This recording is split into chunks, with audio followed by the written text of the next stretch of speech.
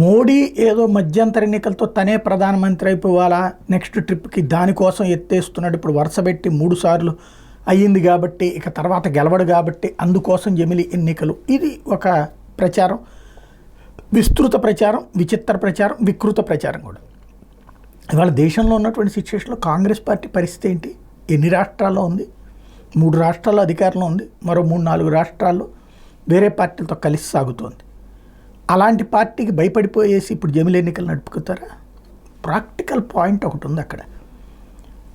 ఏడాదిలో ప్రతి ఏడాది కనీసం 4 నుంచి 5 సార్లు ఇక్కడ ఎలక్షన్స్ జరుగుతున్నాయి. 4 నుంచి 5 సార్లు ఒక్కొక్క రాష్ట్రాలకు సంబంధించి. ఇది జరిగినప్పుడల్లా కేంద్ర అధికార యంత్రాంగం అటు పోవాలి, రాష్ట్ర అధికార యంత్రాంగాలు అటు ఉండాలి. అదే సందర్భంలో ఏదన్నా కీలకమైన నిర్ణయాలు తీసుకోవాలంటే ఆ రాష్ట్రాల్లో అమలు చేయకూడదు, మళ్ళీ ఆ తర్వాత అమలు చేయడానికి తలనొప్పులు. దానికి తోడు టోటల్ రాజకీయం చుట్టూతోనే తిరగాల్సి వస్తుంది. డెవలప్మెంట్ ఆస్పెక్ట్ ఏం చేయాలన్నా సరే రాజకీయం గురించినే ఆలోచించాల్సి వస్తుంది. ఇప్పుడు నోట్ల రద్దు ముందు విభేదించిన వాళ్ళు కూడా తర్వాత సమర్థించారు, సమర్థించిన వాళ్ళు విభేదించిన వాళ్ళు ఉన్నారు. ప్రభుత్వం అనేది ఒక నిరంతర ప్రక్రియ. ఆ నిరంతర ప్రక్రియని మధ్యలో ఒకళ్ళ కోసం ఆపకూడదు, ఆపితే అది ప్రమాదకరం. కాబట్టి ఒక జమిలి ఎన్నికలు అనేటటువంటిది ఒకేసారి ఎన్నికలు జరుగుతాయి. అది ఒక రకంగా చెప్పాలంటే భారతీయ జనతా పార్టీ తనని తాను ఫడంగా పెట్టుకుంటోంది ఈ జూదంలో.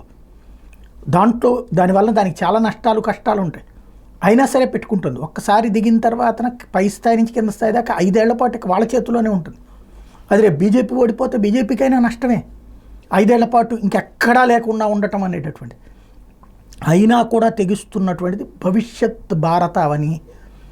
ప్రపంచంలో ఏ దేశాలలో లేనటువంటి సమస్య ఇప్పుడు అమెరికాలో ఎట్లా ఉంటుందో మొత్తం ఒకేసారి జరిగిపోతుంది. ఫ్రాన్స్లోనైనా బ్రిటన్లోనైనా అన్ని దేశాల్లో, ఒక్క భారతదేశంలో ఇది ఉంది. పోనీ భారతదేశంలో సిస్టమ్ లేదా? ఇదివరకు జమిలి ఎన్నికలు ఉన్నాయే, 67 దాకా అట్లాగే జరిగినాయి. ఆ తర్వాత జరిగినటువంటి పరిణామాల కారణంగా మారుతా వచ్చింది, ఎమర్జెన్సీ కారణంగా మొత్తం గందరగోళం అయింది. కాబట్టి నిజం తెలియాలా, నిజంతో పాటుగా దేశం అన్నటువంటి దృక్పథంతో ఆలోచించాలా. అదే ప్రస్తుతం మోడీ చేస్తున్నటువంటి ప్లానింగ్.